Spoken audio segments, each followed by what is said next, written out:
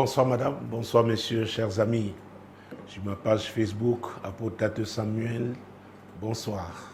Nous sommes là encore pour une autre édition de l'heure de solution.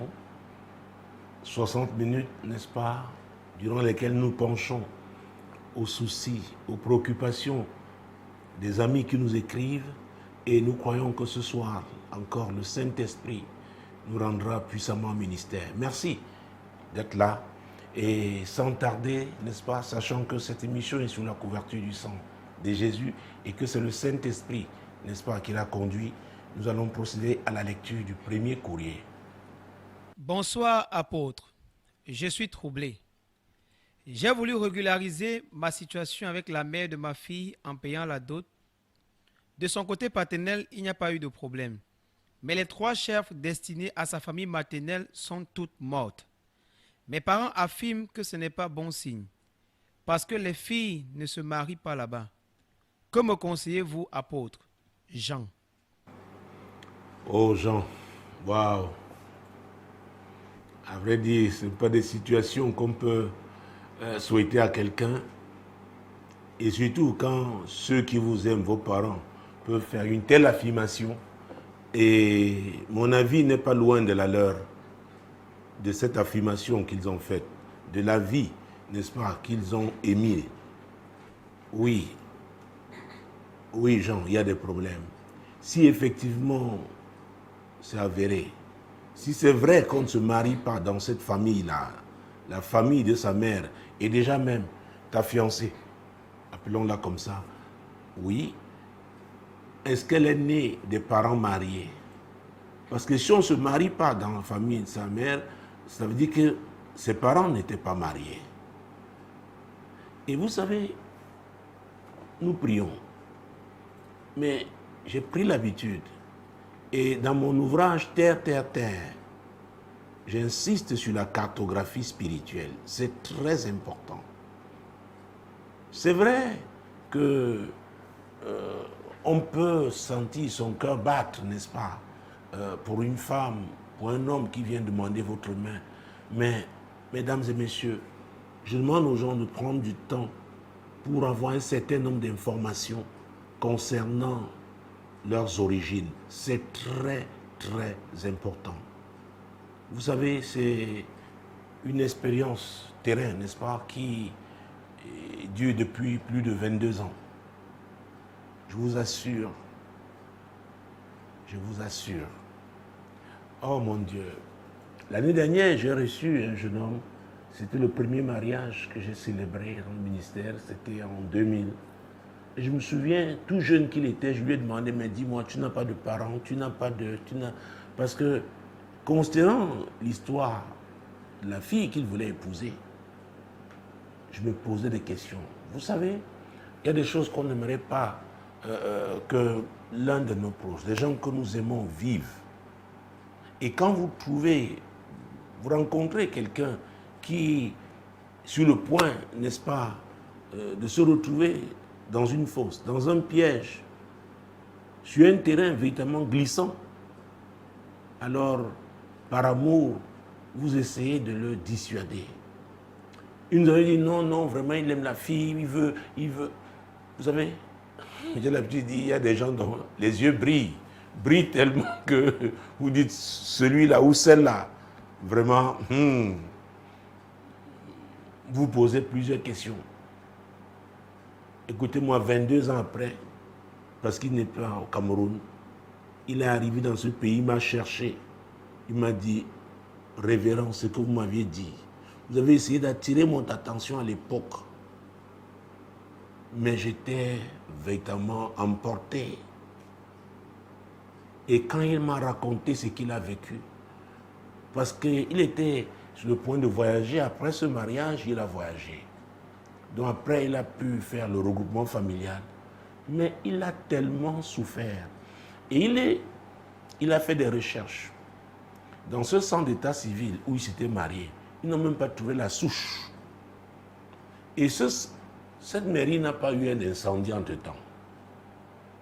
Non.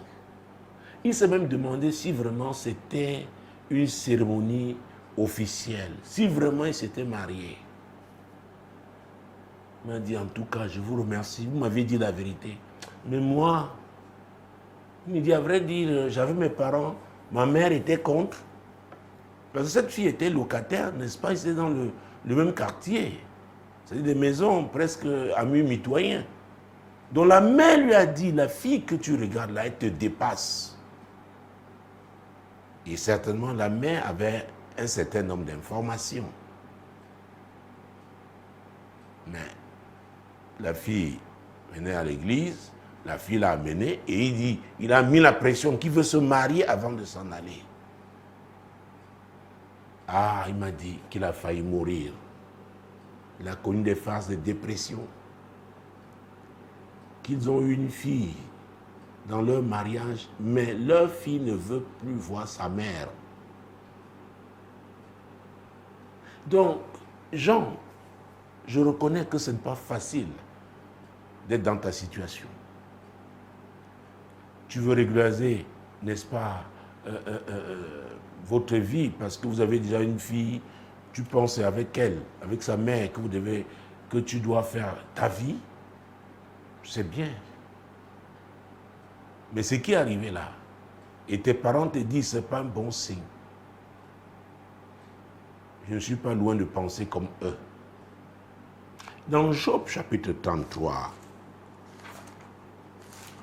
vous connaissez bien ce verset pour ceux, n'est-ce pas, qui suivent l'heure de solution depuis un certain temps. Job chapitre 33, mon Dieu, mon roi. Job, c'est juste avant le livre de Somme, parce que c'est que les gens vont quand même, beaucoup lisent le Somme 91, quand ils sont troublés, quand le diable... Verset 14. Dieu parle cependant tantôt d'une manière, tantôt d'une autre, et l'on n'y prend point garde. Ah, Dieu parle tantôt d'une manière, tantôt d'une autre. Oh, merci Saint-Esprit. Alors, je me rappelle l'histoire, une histoire semblable à la tienne. Et ce qui s'était passé, c'est que dans ce mariage-là, effectivement, le mariage coutumier, la cérémonie qui avait eu lieu, ce qui était curieux, on a dit, bon, voilà la chèvre qui allait, et ça, c'est du côté paternel. Et la chèvre était destinée pour, je ne sais pas, la case sacrée, quelque chose comme ça. La chèvre allait entrer là-bas. Et croyez-moi, tout, même le champagne qu'on avait prévu pour quelqu'un de la famille maternelle, c'était gâté. Quand il a ouvert, c'était pas, n'est-ce pas, bon pour la consommation. Et dans le cas de la croix, c'était 2 chèvres mortes. Et ce mariage n'a pas tenu. Il n'a pas tenu 5 ans. Il vient de me rappeler. Il n'a pas tenu 5 ans. Et ce qui était curieux, c'est que la mère, la fille s'était mariée et son mari aussi n'avait pas duré. Et je vous dis souvent que lorsqu'il y a récurrence, il faut s'arrêter. Depuis le début de cette année 2023, pendant nos réunions de semaine, nous sommes sur une thématique, savoir s'arrêter. C'est très important.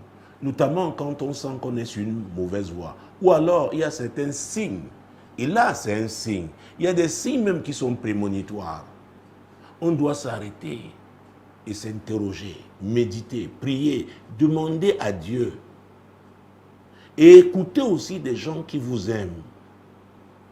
C'est très important. Parce que votre échec va les faire souffrir. Alors, ils essayent d'attirer votre attention, de vous alerter. Écoute, Jean, je ne suis pas en train de dire que ce n'est pas ta femme. Ce n'est pas ce que je suis en train de te dire. Mais ce que je suis en train de te dire, c'est que c'est un signe. Il faut donc que tu t'arrêtes. Alors, si c'est toi qui dois te marier pour la première fois, c'est-à-dire prendre une fille dans cette famille, apprête-toi à mener des combats rudes. Rudes. Parce que la Bible dit que Dieu fait quoi? Il essaye, n'est-ce pas, de nous avertir. Quand il parle tantôt d'une manière ou d'une autre, il attire notre attention. Il attire notre attention. Et en ce moment-là, on doit s'asseoir, réfléchir. Et je conseille aux gens l'évangile de Luc. Et c'est Jésus qui parle. L'évangile de Luc en son 14e chapitre. C'est très important. Vous savez, le mariage n'est pas seulement une affaire d'émotion. On a vu un homme, c'est le style que je veux. On a trouvé une femme, oh mon Dieu, mon roi. Tout est rose. C'est pour toute la vie le mariage. Luc 14, prenons à partir du verset 28. Vous connaissez aussi ce verset. Car lequel de vous, s'il veut bâtir une tour, ne s'assied d'abord pour calculer la dépense et voir s'il a de quoi la terminer, de peur qu'après avoir posé les fondements, il ne puisse l'achever, et que tous ceux qui le verront ne se mettent à le railler en disant « Cet homme a commencé à bâtir et il n'a pu achever. » Voilà. Alors, nous allons disséquer ces versets. Jésus dit, pour bâtir, c'est-à-dire s'engager dans un projet, il faut d'abord s'asseoir, n'est-ce pas, et calculer. Donc, pour ces calculs-là, il y a des informations qu'on doit avoir. Si c'est bâti une maison, si c'est avec, c'est en dur, comme on dit chez nous, c'est-à-dire les briques de parpaing, avec les parpaings, il faut du ciment et autres, ou même la terre cuite. Alors, un parpaing coûte combien si on doit acheter des parpaings? Si on doit les faire fabriquer, ça revient à combien? Le sac de ciment est à combien? Il faudra quoi? Combien de camions de gravier, de sable, etc. C'est ça. Ce n'est pas en l'air. Donc il faut avoir ces informations-là pour pouvoir arrêter un budget. Donc il y a des informations aussi qu'on doit avoir concernant celui qui veut vous épouser ou celle que vous voulez épouser. C'est très important. Vous asseyez avec ça. Celui qui veut vous épouser là, est-ce que lui-même, ses parents étaient mariés? S'ils étaient mariés, quelle est l'histoire? Comment leur mariage a été comment? C'est quel type de mariage? Alors, si vous êtes une femme, comment est-ce qu'on traite les hommes, les femmes dans cette famille-là? Si vous êtes un homme, comment est-ce qu'on traite les hommes dans cette famille? Ah oui. Il y a des familles, ce sont des femmes qui dominent. Alors, si vous arrivez et que vous voulez, mon Dieu, mon roi, vous affirmer, non seulement votre femme-là, parce qu'il y a cette racine, elle va se dresser contre vous et ses sœurs vont la suivre. Parce que là-bas, ce sont des femmes qui dominent. C'est elles qui prennent des décisions. Je me souviens aussi l'histoire d'un monsieur, un jeune. Il avait épousé une fille et cette fille, leur père, elle avait plusieurs sœurs. Donc, ce monsieur avait plusieurs filles. Mais il y avait des moments, des périodes de l'année, il fallait que tout le monde vienne manger là-bas. C'est-à-dire que, quel que soit le lieu où vous êtes, si vous étiez au Cameroun, vous devez assister à ce repas-là, 2 fois l'année. Alors, ce jeune homme, il a épousé la fille, tout allait bien. Première année, il est allé, un moment, il a dit, écoute, quelle est cette histoire? On doit aller se retrouver tous les beaux-fils, ils viennent manger. Il dit, non, vraiment, il a trop travaillé, il ne peut pas. Son beau-père a réagi, oh mon Dieu. Il a menacé. Il n'est pas allé. Et même au 2e repas de cette année, qui était à Noël, il n'est pas allé. Croyez-moi, je ne dois pas continuer, parce que si dans les détails, certaines personnes peuvent reconnaître, ça a été terrible. Pourquoi? Le père, c'est lui qui est l'homme fort. Il tenait toutes ses filles. Donc, tous ses beaux-fils devaient lui être soumis. Donc, si vous devez épouser une telle fille, vous devez vous préparer. Parce que vous devez affronter cet homme fort. C'est ce que je suis en train de vous dire. Avoir les informations sur la famille de la femme ou celle de l'homme qui veut vous épouser. C'est très important. il y a l'histoire de cette femme qui finalement n'a pas épousé cet homme-là. Et elle avait pris d'énormes risques pour lui. Alors qu'elle attendait, n'est-ce pas, qu'il concrétise les choses, elle a découvert que bon, il était un monsieur léger, volage. Il avait plusieurs copines. Elle appelle donc sa belle-mère qui n'était pas dans la même ville qu'elle. Enfin, sa future belle-mère. Elle lui dit, écoute, je n'ai pas couché mon fils pour que tu le prennes en captivité, pour qu'il soit à toi seul. C'est une maman, une mère d'enfant, qui répond à une fille qui est appelée à devenir sa belle-fille. Vous voyez ça? Ça avait été terrible. Et elle n'a pas épousé ce monsieur. Et elle a eu raison. Parce que cette belle-mère-là ne peut pas contribuer à bâtir. Il y a des familles, même si la fille est mariée, les anciens copains, on les reçoit encore dans la famille. Quand il y a des événements, on les voit. On leur demande l'argent. Il y a aussi des familles où les sœurs, vos belles-sœurs, n'est-ce pas, sont en contact avec les anciennes copines, voire même les maîtresses de ton mari. Il y a des familles comme ça. Et ça ne gêne personne. Donc vous devez savoir où vous allez. Pourquoi? Il s'agit de votre vie. Il s'agit de votre vie. C'est pourquoi vous devez vous interroger, est-ce qu'avec toutes ces informations-là, je peux commencer à m'engager dans ce mariage-là et tenir? Est-ce que je pourrais tenir? Je sais que beaucoup, notamment dans les assemblées, les églises de réveil, on dit non, pas la foi. Tu sais, vraiment, Dieu va... Non, non, la foi, ce n'est pas la folie.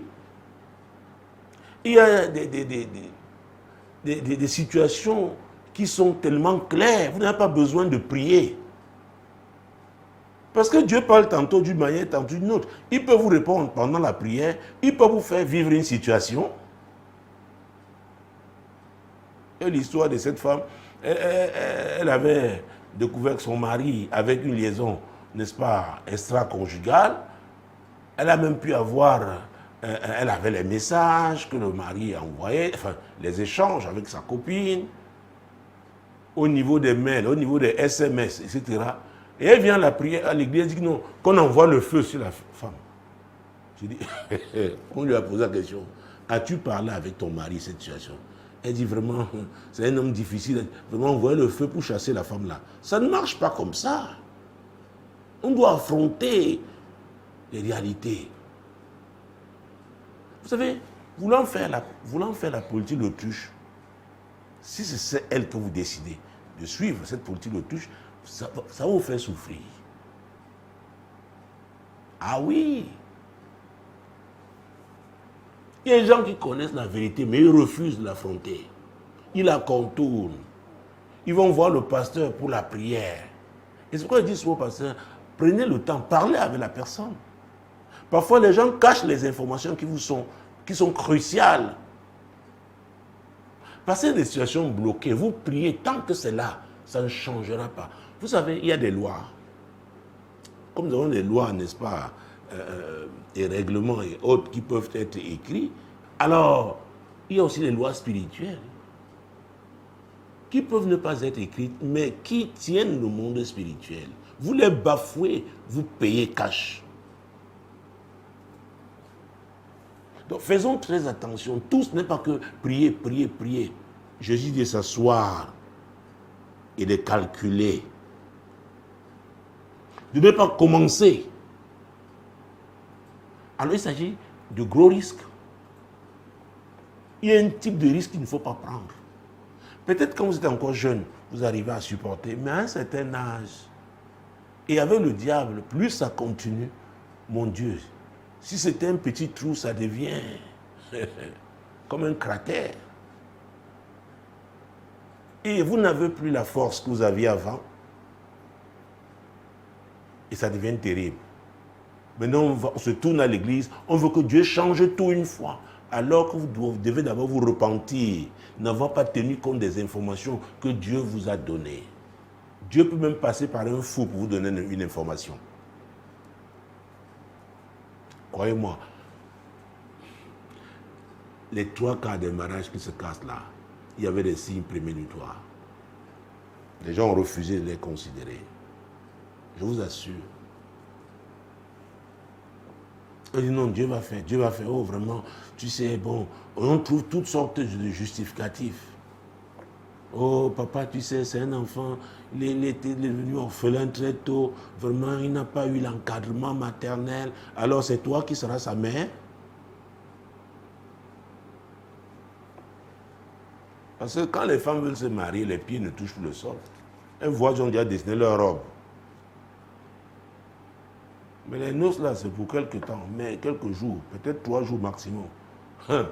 Mais le mariage, c'est pour toute la vie. Donc Jean, c'est sérieux. C'est sérieux. Oui, c'est sérieux. Parce que si c'est la femme que Dieu a préparée pour toi, et ça, c'est possible, il faudra donc que tu sois équipé pour affronter les défis attachés à ce mariage. Parce que si on ne se marie pas dans cette famille, peut-être c'est une malédiction, ou alors ce sont des alliances familiales. Il y a des familles, il y a des communautés, les filles sont consacrées aux esprits, ce sont leurs premiers maris. Vice-versa, les hommes aussi, consacrés aux esprits. Donc la femme qui veut épouser un tel homme va affronter une femme spirituelle. Donc il faudra véritablement être équipé. C'est de cela qu'il s'agit. Prenons un exemple, j'aime bien le prendre. Il est tiré du livre de Juges. Mon Dieu, mon roi, Juges chapitre 14.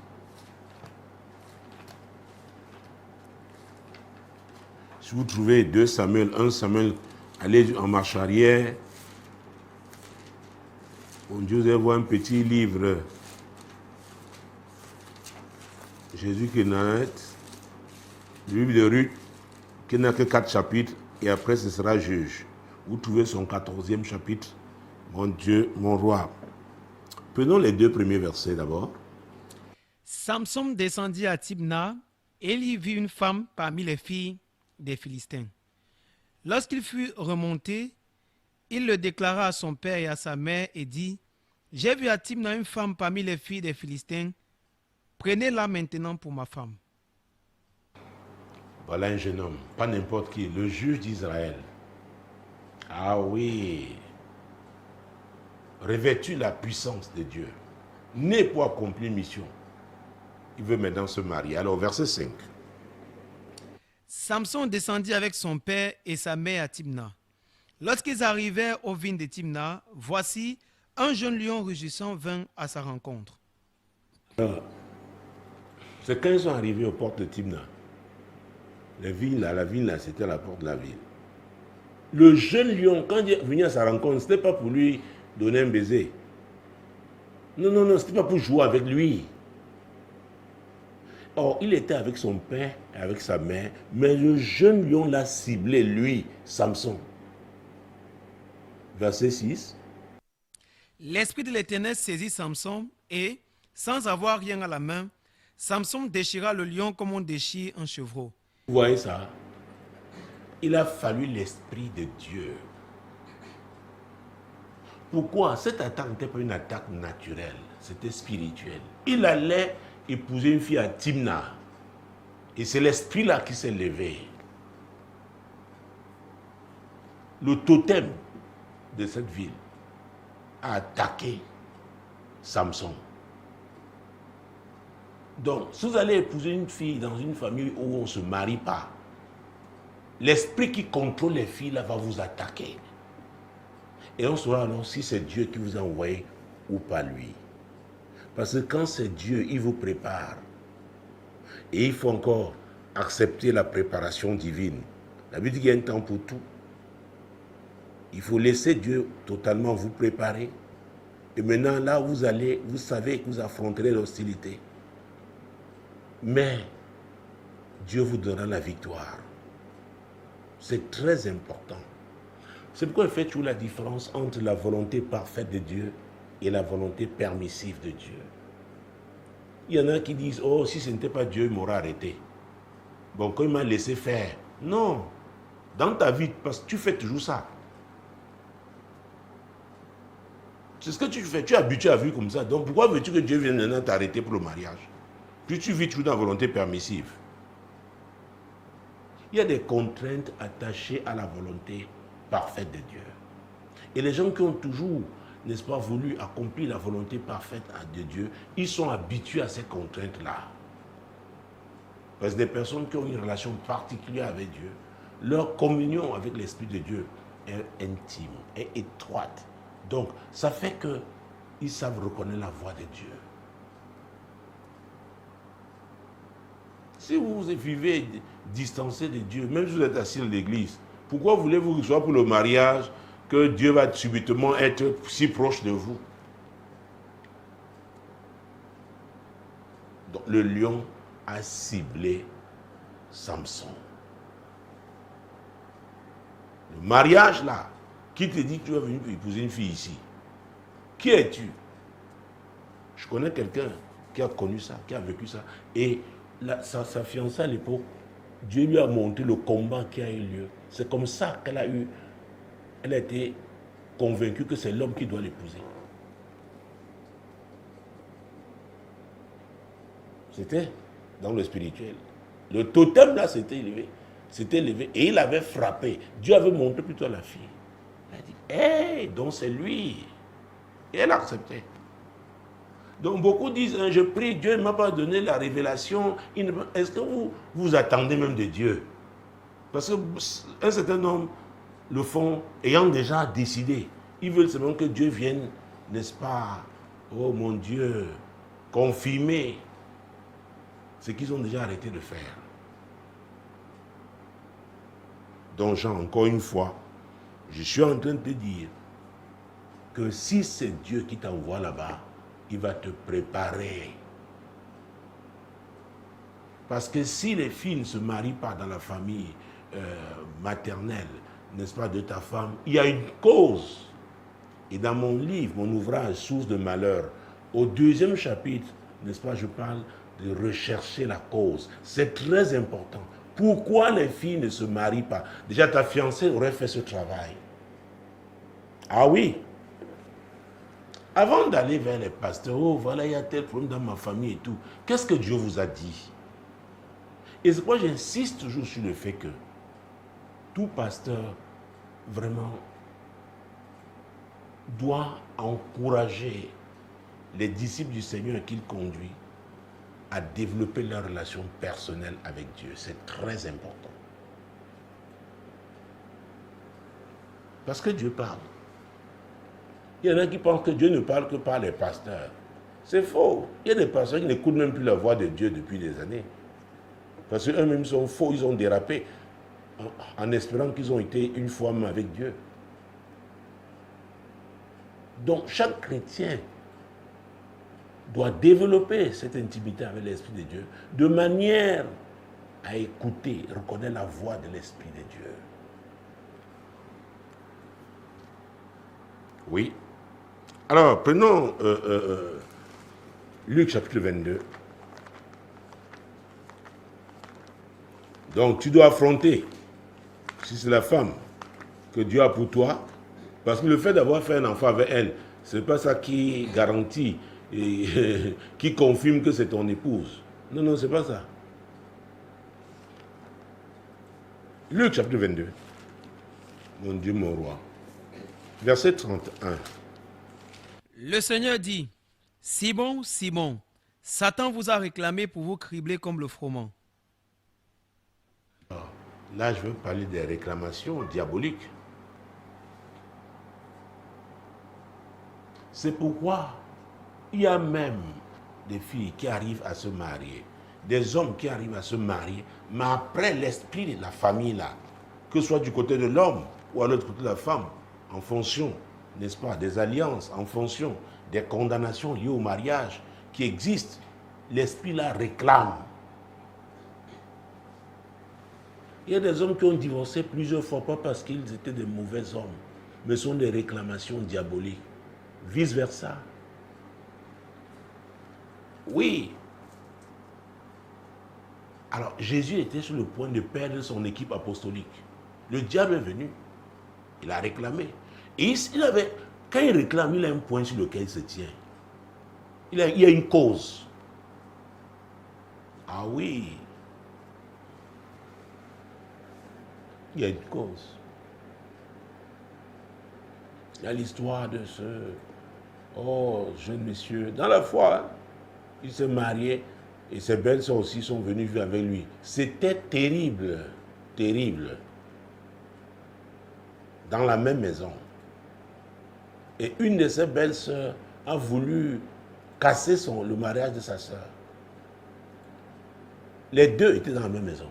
C'est-à-dire qu'ils sont venus avec leur sœur. Par exemple, ils étaient en difficulté entre-temps. Une a monté le mari, leur beau-frère, contre sa sœur. Et c'était l'esprit de la famille là qui parlait, qui les manipulait.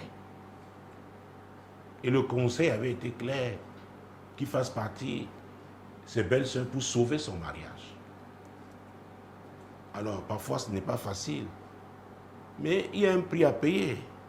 Dans lui, le Daniel, la Bible dit que ceux qui connaîtront leur Dieu agiront avec fermeté. Oui. Donc, quand il y a une telle condamnation dans cette famille, n'importe quel membre de cette famille-là peut être utilisé par l'esprit qui s'oppose, n'est-ce pas, à cette bénédiction. Parce que le mariage est une bénédiction dans une famille. Parce qu'il avait dit, c'est deux familles qui se mettent ensemble. Donc, et mettre leurs forces ensemble, quand c'est sain, quand la base, vraiment, c'est propre, quand il y a la sincérité. Donc, on devient plus fort. Mais s'il y a une condamnation, une loi anti-mariage dans l'une des familles, alors, dans cette famille-là, il y aura des gens que le diable utilisera pour combattre ce mariage. Et je dois vous dire, il y a ce qu'on appelle les réunions de famille. On dit non, non, non. Et c'était le cas. C'était le cas avec le jeune monsieur dont je parlais il n'y a pas longtemps. Tout à l'heure, les repas 2 fois l'année chez le beau-père. Cet homme avait une relation particulière avec ses filles.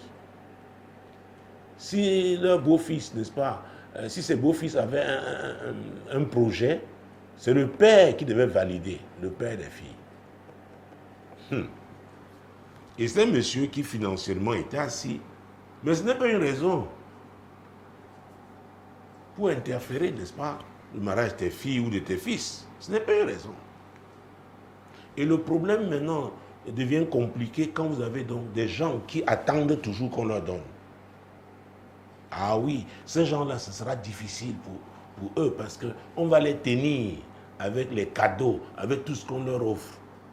Et ces cadeaux-là seront un pont permettant à l'homme fort d'agir toujours dans ce mariage. C'est pourquoi on peut ne pas avoir assez, être dans le manque, mais ne pas solliciter l'aide de certaines personnes. Connaissant leur agenda, un agenda qui n'est pas favorable au mariage. Ah oui,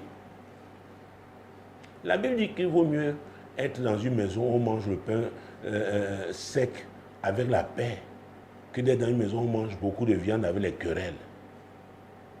Donc, je passe sur la notion de dignité. Il faut être digne.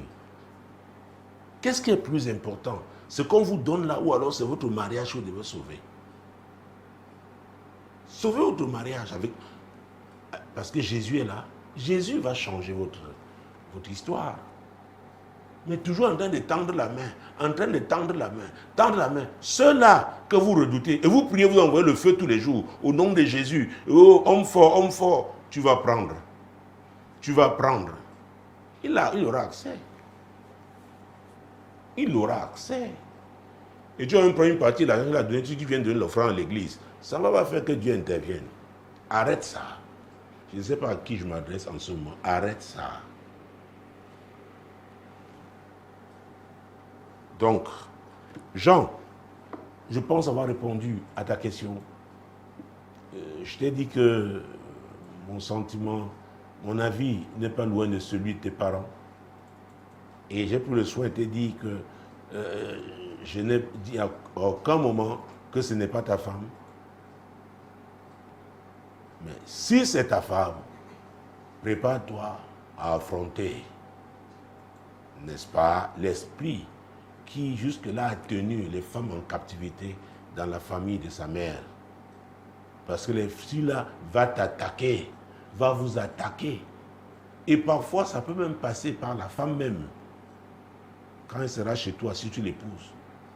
Parce que parfois, on fait des choses en cachette. On va faire par derrière, on se cache, on va en famille.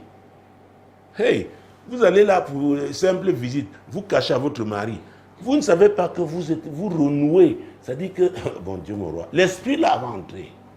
Parce que l'apôtre Paul a dit, et ne donnez pas accès au diable. Et ne donnez pas accès au diable.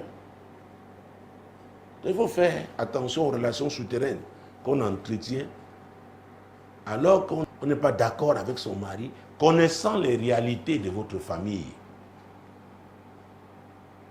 C'est cet amour-là, dans l'unité, la paix, ensemble, en accord, n'est-ce pas, vous réussirez à affronter l'esprit qui s'oppose au mariage, qui s'oppose au bonheur conjugal. Ça, c'est très important. Matthieu chapitre 18, oui. Mon Dieu, mon roi. Verset 19. Je vous dis encore que si deux d'entre vous s'accordent sur la terre pour demander une chose quelconque, elle leur sera accordée par mon Père qui est dans les cieux. C'est Jésus qui parle. Dans beaucoup de mariages, il n'y a pas d'accord. Comment affronter ce défi? Il n'y a pas d'accord. Comment voulez-vous réussir? Et vous dites que vous êtes chrétien. Vous allez réussir comment? À affronter l'ennemi. Jésus a dit dans Jean 10, verset 10 à sa partie A, le voleur ne vient que pour voler, égorger et détruire. Même s'il est beau, très beau, comme Absalom était beau, un homme terrible. Il faut l'accord. L'accord. Ça veut dire quoi? Vous devez avoir le même niveau d'information en ce qui concerne les défis attachés à votre mariage. Et vous accorder dedans pour payer le prix ensemble pour affronter ça. Parce qu'il y a des combats qu'on mène toute sa vie si on veut demeurer marié. Notez ça pour certaines personnes. Ah oui, et l'apôtre Pierre nous a dit dans 1 Pierre 5, verset 8, soyez sobres, car le diable rôde comme un lion rugissant, cherchant qui dévorait. Il faut lire ce verset, c'est important. Alors, quand vous mariez comme ça, vous prenez une fille dans une famille où les femmes ne se marient pas, ou un homme dans une famille où les hommes ne gardent pas les femmes, et que votre mariage commence à durer, tout le monde dit, mais tiens, ceux-ci veulent venir briser cette loi, alors l'esprit qui détruit les mariages là va se lever contre vous. Et notamment vous, la femme là, qui êtes venue, on dit à vous vos prières, vous venez faire ces choses-là ici. On voit comment votre mariage tient. 10 ans, 15 ans, on va vous attaquer. Pourquoi? L'esprit là rôde toujours, il est là. Oui, 1 Pierre chapitre 5, verset 8. Soyez sobres, veillez.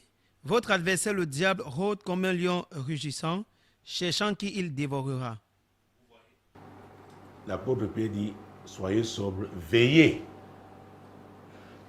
Veillez. Ce n'est pas seulement prier. Veiller, c'est d'abord ne pas donner accès au diable, comme l'apôtre Paul l'a dit dans Éphésiens 4, verset 27. C'est très important.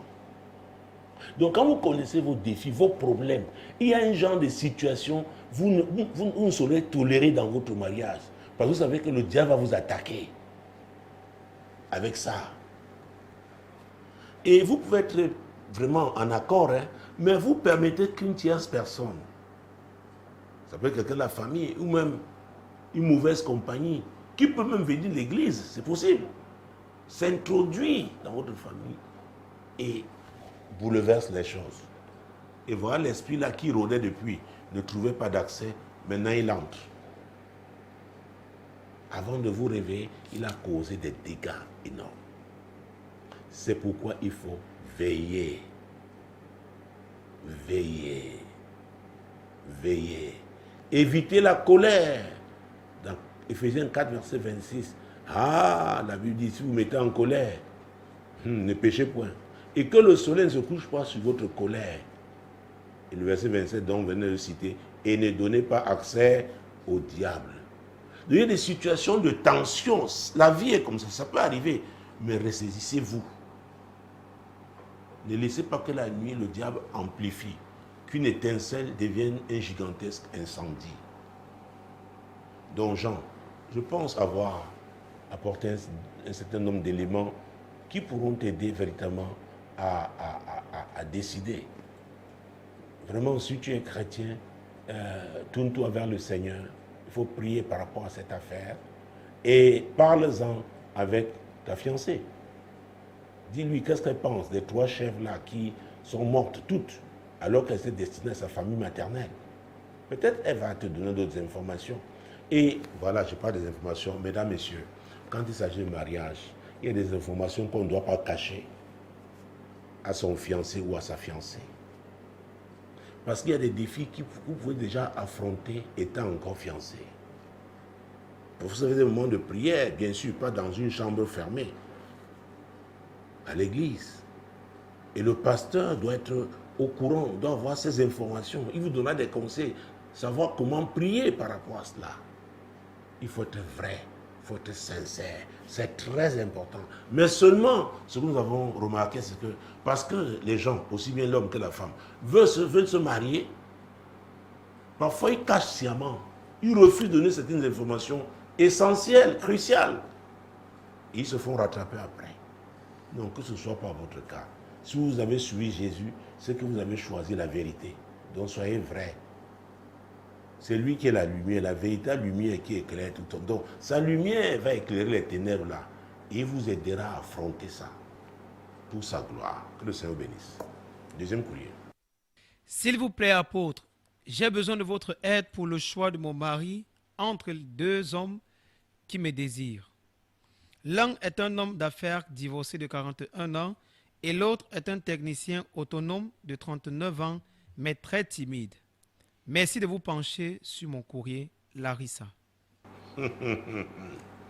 Mon Dieu, il y a 2 prétendants pour une femme. Alors, quand on lit ça, vous voyez, sur de 39 ans déjà là, on l'a un peu fragilisé là. Larissa dit qu'il est, bon, déjà technicien autonome. Financement, on voit que l'homme d'affaires est un peu, très bien. Et il est comment? Il est très timide. Donc, vous voyez, peut-être l'homme d'affaires là l'invite déjà dans de bons restaurants. Donc, c'est déjà un homme expérimenté. Il a eu une femme, ça s'est cassé. Pourquoi son mariage, pourquoi est-il divorcé? Pourquoi son premier mariage n'a pas marché? Dans sa famille, est-ce que les hommes gardent les femmes? Larissa, ah oui, tu dois savoir. Et ne te contente pas seulement de ce qu'il t'aura dit. Parce qu'il y a d'autres informations, n'est-ce pas? Que tu peux avoir des personnes qui peuvent te dire la vérité. De toute façon, quand tu pries, Dieu sait comment il va te guider, comment il va créer ces contacts-là. Avant de parler de tes 2 prétendants, je voudrais me concentrer sur toi-même. Vous savez, quand on lit Proverbe chapitre 14, verset 1, la plupart du temps, quand j'ai écouté des prédicateurs parler de ce passage, n'est-ce pas, on l'utilise seulement dans le cas de mariage. On l'utilise beaucoup plus dans le cas de mariage. Mais moi, je le vois autrement. La femme sage bâtit sa maison et la femme insensée la renverse de ses propres mains. Alors, avant d'être marié, de se marier, on est d'abord seul avec Dieu. La Bible dit que notre corps est le temple de Dieu. Nous sommes la maison de l'Éternel. Donc, une femme qui aspire au mariage doit se laisser bâtir par Dieu d'abord. C'est très important. Parce qu'il y a un travail que Dieu doit faire dans sa vie. C'est valable aussi pour l'homme qui aspire au mariage. Et c'est pourquoi quand on va lire dans Proverbe 18, 22, celui qui trouve une femme a trouvé le bonheur. Oh les amis, c'est le verset? Voilà. Car c'est une grâce qu'il obtient de qui? L'Éternel. De l'Éternel. Alors il s'agit d'un homme qui lui a laissé Dieu travailler dans sa vie, le transformer. Et Dieu va l'amener vers une femme que lui, Dieu, a aussi préparée. Elle s'est laissée transformer. Et ils vont vivre le bonheur conjugal. Oui, ils vont vivre le bonheur conjugal. Alors vous avez des gens qui ont éloigné Dieu de leur vie, mais subitement pensent à Dieu seulement pour le mariage. Et le travail de base, n'est-ce pas, Dieu n'a même pas le temps de le faire. Il y a beaucoup de lacunes. Il y a des dossiers non traités dans la vie de la personne. Donc, veut s'engager dans le mariage avec tous ces dossiers non traités, avec tous ces problèmes-là. C'est compliqué. C'est compliqué. Donc, chacun doit laisser Dieu travailler dans sa propre vie. Et quelqu'un qui laisse Dieu travailler, c'est quelqu'un qui a donné sa vie à Jésus, il est soumis à lui, pratique la parole de Dieu.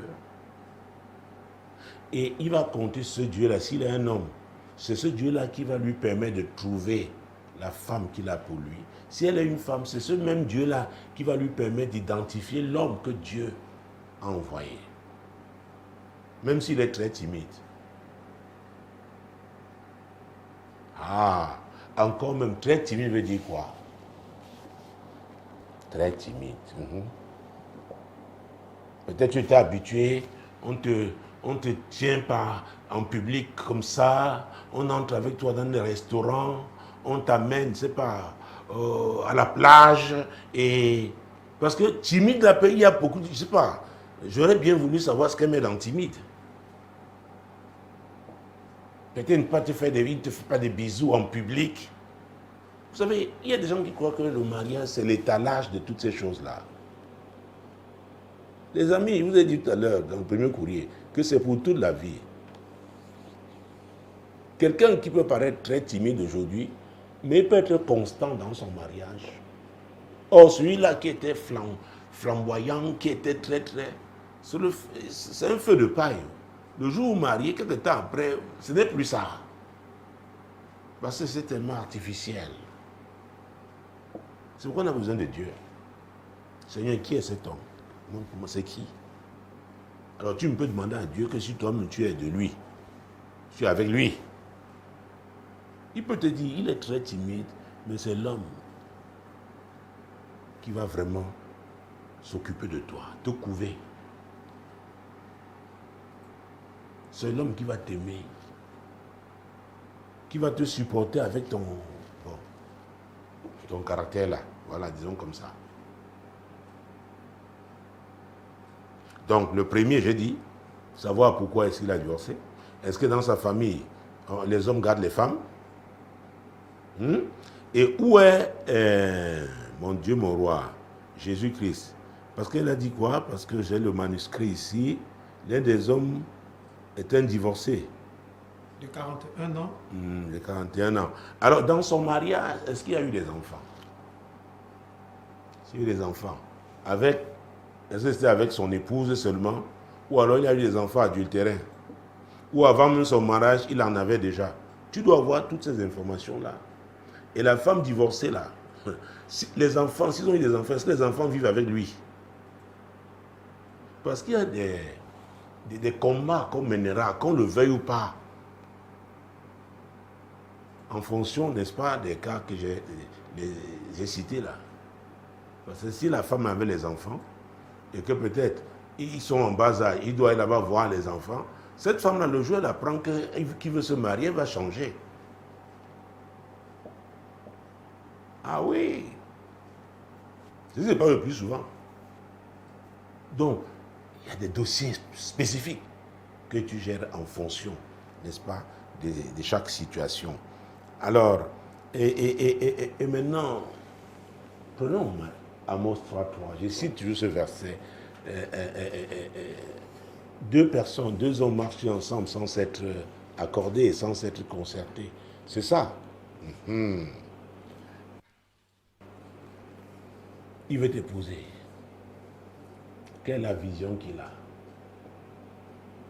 par rapport au mariage? Il t'amène où? Vous savez, quand vous voyez les femmes, la façon de se mettre, s'habiller, mettre le rouge à lèvres et tout, écoutez, c'est comme, excusez-moi, les femmes, je ne veux pas dire que vous êtes un produit, mais dans la vente, vous savez, on s'arrange à présenter un produit sur son meilleur jour. Ça attire, ça. C'est pourquoi les femmes, vous voyez, aujourd'hui c'est le crayon au noir, demain le crayon marron, le bleu demain, après c'est parfois, maintenant les ongles, parfois on met une couleur, un doigt, une autre couleur, l'autre doigt, ongle. Les femmes c'est comme ça. Il faut être attirante, il faut être belle. Je n'ai rien contre ça. Oui, il a vu ta beauté. Maintenant, qu'est-ce que vous allez construire ensemble? Vous allez où? Il t'amène où? Quelle est la vision qu'il a? Le tien là, enfin l'un de deux, est un homme d'affaires. Oui, homme d'affaires. Peut-être c'est lui qui a la voiture et que le technicien autonome là se bat encore. Peut-être c'est dans les chantiers. Et tu regardes la voiture, tu dis, oh mon Dieu, une voiture climatisée, vraiment. Et ça c'est humain, hein? La tendance veut que, bon, qu'on aille là-bas, mais il faut requérir, n'est-ce pas, rechercher la volonté de Dieu. Alors, quelle est la vision qu'il te présente? Parce que dans Ecclésiaste, chapitre 4, versets 9 et 10, et ça, ces deux versets, vraiment, notamment le verset 9, hein, prenons-le, Ecclésiaste chapitre 4, et c'est après Proverbe, Jésus-Christ de Nazareth, Ecclésiaste chapitre 4, verset 9. Deux valent mieux qu'un parce qu'ils retiennent un bon salaire de leur travail. Ils retiennent un bon salaire de leur travail. Ça dit quoi? Ils travaillent ensemble. Ça ne veut pas dire qu'ils travaillent dans la même entreprise. Non. Ils ont un projet. Ils travaillent ensemble pour l'accomplissement de ce projet. Et ce projet-là doit venir de Dieu. La vision doit venir de Dieu. C'est pourquoi non, vraiment, qui ne fait rien. Bon, ça peut arriver qu'on n'ait pas d'emploi. Mais quand il vous parle, vous savez, vous comprenez qu'il a un potentiel, il a, n'est-ce pas, un objectif à atteindre, il a un projet. Et quelque part, la femme doit être excitée, n'est-ce pas, à savoir qu'elle va participer, qu'elle a les atouts. Il doit te dire pourquoi c'est toi qu'il choisit. Qu'est-ce qu'il a trouvé en toi qui lui permet d'être convaincu qu'avec toi, il va accomplir ce projet. Est-ce que tu es attiré par ce projet? Est-ce que tu es heureuse, tu es heureuse de participer, n'est-ce pas? Ça t'attire. Tu t'empresses de jouer ce rôle merveilleux, n'est-ce pas? Pour l'accomplissement de ce projet. C'est très, très important. Et on va encore revenir. Il faut toujours se renseigner. Parmi les deux hommes-là, tu dois avoir des informations sur leur famille, leur vie. C'est important. Est-ce qu'ils craignent Dieu? C'est la première des choses. Proverbe 15, verset 33. Alors, on va aller vite parce que j'ai plus le temps. Ce passage dit, la crainte de l'Éternel enseigne la sagesse et l'humilité précède la gloire. Un homme orgueilleux ne peut pas vous rendre heureuse. Il croira qu'il sait tout, vous n'avez rien à lui apporter. Donc il a son argent. Bon, je ne dis pas que c'est le cas de l'homme d'affaires, non. Parce qu'il y a des gens pauvres qui sont orgueilleux. C'est très important. Donc, est-ce qu'il craint Dieu? Est-ce que sa famille craint Dieu? Comment est-ce qu'on traite les femmes chez eux? Comment on a traité la femme qui est partie, puisqu'elle est divorcée? Vous parlez de celui-là. L'autre aussi, tu dois aussi chercher à avoir des informations. Oui, lequel te parle le plus de l'avenir. C'est très important. Parce que le mariage a à voir avec l'avenir. Ce n'est pas ce qui te donne aujourd'hui pour construire son avenir. Qui te parle le plus de l'avenir? C'est très très important. Ah oui. Et tu verras même dans ses priorités, quelles sont ses priorités. Et les priorités de quelqu'un, tu vas voir, c'est très clair. Hein? Comment est-ce qu'il dépense son argent? Ah oui. Parce que les rapports qu'un homme a avec l'argent, que ce soit l'homme ou la femme, ah ça c'est très important. Il faut savoir. Est-ce qu'il a un mentor?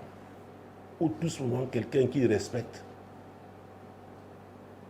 qu'il peut écouter?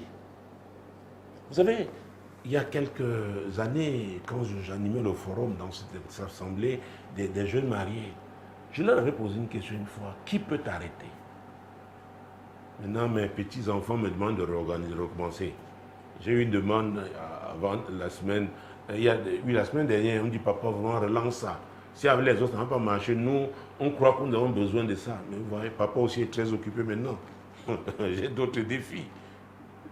Donc, c'est très compliqué. Est-ce qu'il a un mentor? Est-ce qu'il a quelqu'un qui respecte? Alors, s'il a quelqu'un comme ça, quelles sont les valeurs de cette personne? C'est très important. Parce que nous avons des valeurs, nous, les enfants du royaume. Nous qui créons Dieu, nous ne saurons sacrifier ces valeurs, n'est-ce pas, à cause de l'argent ou quoi que ce soit. Quelles sont ces valeurs? Ah oui. Est-ce que ces valeurs les a reçues de sa famille? Ou peut-être c'est quand il est devenu chrétien? Ah oui. Est-ce que tu partages ces valeurs-là? C'est très, très important. Quels sont ses amis? Vous connaissez 1 Corinthiens chapitre 15, verset 33. Les mauvaises compagnies corrompent les bonnes mœurs. Cela veut dire quoi?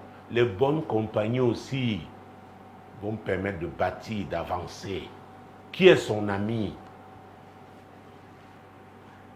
Est-ce que parmi ces amis, il y en a qui sont des amis de longue date? Tu verras si c'est quelqu'un qui est stable en amitié. Et en ce moment, tu verras qu'est-ce qui le lie à ces amis-là ou à cet ami-là. C'est très important. Ah oui. Après combien de temps il t'a présenté à cet ami? On te parle de gens comme ça, tu n'as jamais vu. Oui, j'ai rencontré une femme brillante, une élite africaine. Mais elle avait épousé un homme, elle n'avait jamais rencontré un membre de sa famille. Je lui ai dit: pas parce que vous avez rencontré à Paris que ça peut s'expliquer. Une fois, j'ai rencontré une dame aussi brillante, une élite aussi, dans la société camerounaise, qui avait épousé un homme. C'est elle qui s'est débrouillée à aller trouver le village de l'homme pour voir sa mère. Quand elle me racontait ça, j'ai dit: ouais, à plus de 40 ans, tu fais ça. Il y a des gens qui disent: non, nous voilà. Ou alors tu amènes un de ses amis bizarres, des gens qui n'ont pas de repères. C'est un signe. Fais attention. Il n'est pas stable. Ah oui. Donc, et pendant ce temps, tu pries. Et Dieu, quand on fait comme ça, parce qu'on craint soi-même Dieu, parce que, ah oui, parce qu'il faut que toi-même tu craignes Dieu. C'est très important. Si tu deviens un homme, tu te demandes si l'homme craint Dieu. Toi-même, tu dois craindre Dieu. Vous voyez? Donc, comme ça, Dieu va... Comme il parle tantôt d'une manière, tantôt d'autre, il y a des choses qui vont te faire vivre. Parfois, tu peux croire que c'est le hasard. Non, ce sont des réponses aux prières. Donc, je ne saurais te dire, Larissa, que c'est l'homme de 41 ans le divorcé, ou c'est le technicien autonome, très timide, qui est ton mari. Mais je t'ai donné seulement quelques éléments, n'est-ce pas? Si tu crains Dieu, et tu te mets à prier, et que tu regardes, tu ouvres grandement tes yeux, tes oreilles, l'Esprit de Dieu te parlera. Et tu décideras. Parce que c'est lui le conducteur. Jésus a dit, c'est lui qui nous conduit dans toute la vérité, le Saint-Esprit. Lui qui sonde même les profondeurs de Dieu, donc il connaît l'homme que Dieu a prévu pour toi. Voilà ce que je pourrais te dire ce soir, Larissa. Vous savez, j'évite de mettre les gens dans des positions. J'aime tu être ouvert pour que les gens aussi permettent à Dieu d'opérer. C'est très très important. Se marier est une décision, c'est pour la vie, donc on ne doit pas le faire, n'est-ce pas, à la légère. On doit laisser Dieu parler. Et Dieu parle toujours. Nous sommes arrivés à la fin de cette émission. C'était l'heure de solution. Alors, mercredi, c'est mercredi, oui, à rediffusion sur la 100.5 FM Radio Solution et sur Solution TV. Nous avons donné les coordonnées satellitaires jeudi dernier et je rappelle que ce jeudi encore, c'est notre rendez-vous avec le 237 en prière. Notre pays a plus que jamais besoin de prière. Nous sommes là depuis 23 ans, intercédant pour le Cameroun. Vraiment, rejoignez-nous. C'est très important. C'est la volonté de Dieu qui doit se faire au Cameroun. Que le Seigneur bénisse. Prochain rendez-vous, lundi prochain, lorsque ce sera 21h. Shalom. Shalom.